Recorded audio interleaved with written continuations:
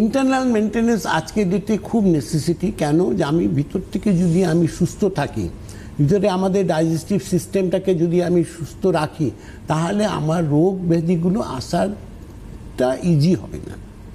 রোগ আসতেই পারে, কিন্তু একটা হচ্ছে ইজি অ্যাক্সেস, আর একটা হচ্ছে যে ইজি অ্যাক্সেস নেই, যে তোমার এখানে চট করে এন্ট্রি নেই।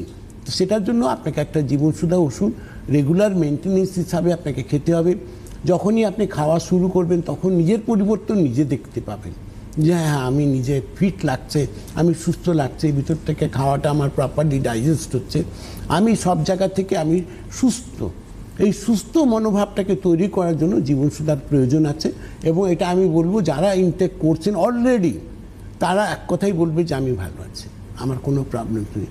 এরকম হাজারো পেশেন্ট আছেন যারা রেগুলারলি জীবনসুধাটাকে পার্মানেন্ট সঙ্গী বানিয়ে রেখেছেন তাদের লাইফের মধ্যে। তারা ডেফিনেটলি এক কথাই বলবেন যে আমার প্রবলেমস মুক্ত লাইফ আছে। অ্যাকচুয়ালি এই যে ইন্টারনাল যে ইমিউনিটি শব্দটার সঙ্গে আমরা কিন্তু কোভিডের সময় থেকে পরিচিত হয়েছি।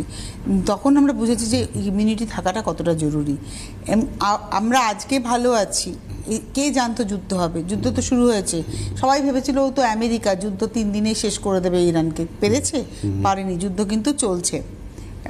কোভিড যখন এলো প্রথমে আমরা বললাম ও ঠিক আছে কোভিড, তো আমরা দেখলাম যে কীভাবে 2 বছর, মানে একটা বছর তো পুরো এবং আরেকটি বছর আমাদের প্রায় নষ্ট।